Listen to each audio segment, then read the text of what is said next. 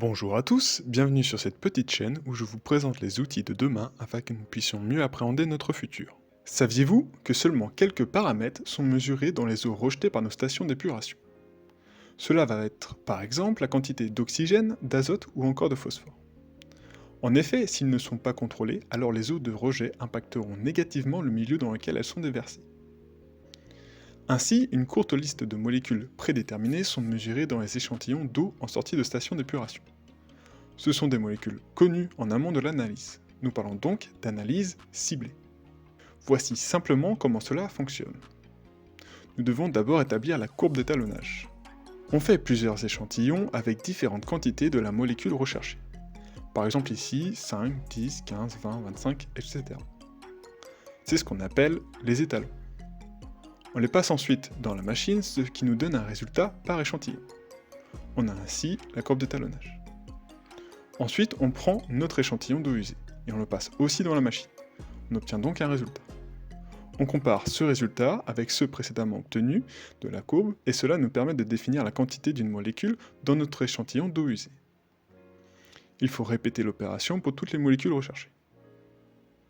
Mais qu'en est-il de tous les autres composants présents dans nos eaux usées? Les médicaments, les drogues, les particules de plastique et autres polluants. Une petite partie est retirée grâce à la station d'épuration, mais le reste continue son chemin. Avant de mettre en place les traitements, il faut pouvoir connaître ce qu'il y a dans l'eau, identifier les composés et quantifier les choses. C'est pourquoi aujourd'hui nous nous intéressons à l'analyse non ciblée. L'analyse non ciblée, ou NTA-NTS pour Non-Target Analysis ou Non-Target Screening en anglais, est une méthode d'analyse chimique permettant de caractériser de manière plus exhaustive la composition d'un mélange de composés chimiques. Cette méthode s'est développée grâce à la spectrométrie de masse haute résolution et profite d'un intérêt grandissant, notamment dans le domaine environnemental, pour caractériser la pollution chimique dans les milieux. Pour comprendre l'intérêt de cette méthode d'analyse, il est nécessaire de commencer par quelques définitions de base. La spectrométrie de masse est une technique d'analyse permettant d'identifier des molécules présentes dans un échantillon en mesurant une caractéristique liée à la masse de la molécule. À haute résolution, cette technique permet de mesurer ce ratio avec une plus grande précision et de séparer plus finement les mélanges complexes et donc d'analyser plus de composés.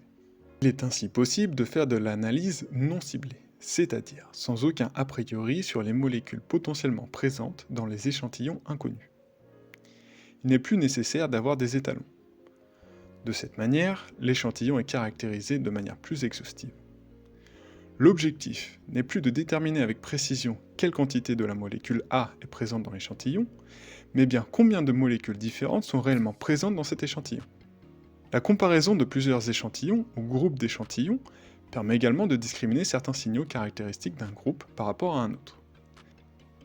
Ces signaux discriminants, aussi appelés marqueurs, n'ont à ce stade pas forcément une identité précise, mais seulement des caractéristiques analytiques distinguables qui permettent de les repérer et de les rechercher dans d'autres échantillons, toujours sans nécessité pour le laboratoire de posséder un étalon analytique. Certaines analyses peuvent s'arrêter ici, selon les besoins. Mais il est aussi possible, après étude approfondie, d'attribuer des structures chimiques et des identités précises à ces molécules, qui, pour beaucoup, sont encore inconnues à ce jour. L'analyse non ciblée est utilisée dans de nombreux domaines nécessitant la caractérisation de mélanges complexes de molécules. Il y a pour le biomédical, pour le diagnostic médical en identifiant des marqueurs de maladies dans des fluides biologiques des patients, ou pour la synthèse de nouveaux composés pharmaceutiques par confirmation de leur mode d'action.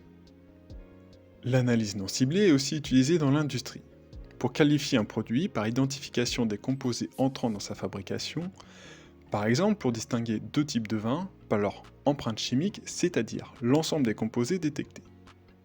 Ou bien pour l'identification des sources de matières premières d'un matériau, en identifiant des marqueurs spécifiques liés à sa fabrication. Par exemple, pour identifier l'origine d'un t-shirt en remontant aux molécules détectées pouvant être caractéristiques d'un type de teinture. Et bien sûr, c'est aussi utilisé dans l'environnement pour faire évoluer les réglementations afin de préserver l'environnement en identifiant de nouveaux polluants ou de nouvelles sources de pollution. Ou pour l'évaluation de procédés de gestion des déchets des différentes industries en comparant les empreintes chimiques avant et après le traitement des effluents. Malgré les différents avantages, il y a cependant quelques limitations à cette pratique.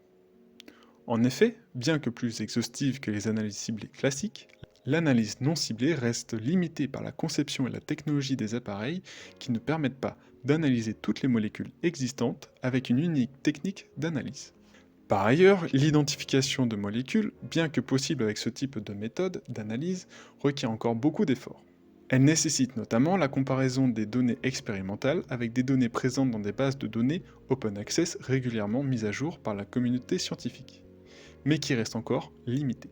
Cette observation étant d'autant plus importante qu'il s'agit de molécules totalement inconnues, pour lesquelles il est nécessaire d'avoir des validations multiples de différents laboratoires indépendants, à défaut de leur présence dans des bases de données. J'espère que cette vidéo vous a plu, si c'est le cas n'hésitez pas à la partager, à laisser un commentaire et à mettre un pouce en l'air comme vous le rappellent tous les youtubeurs.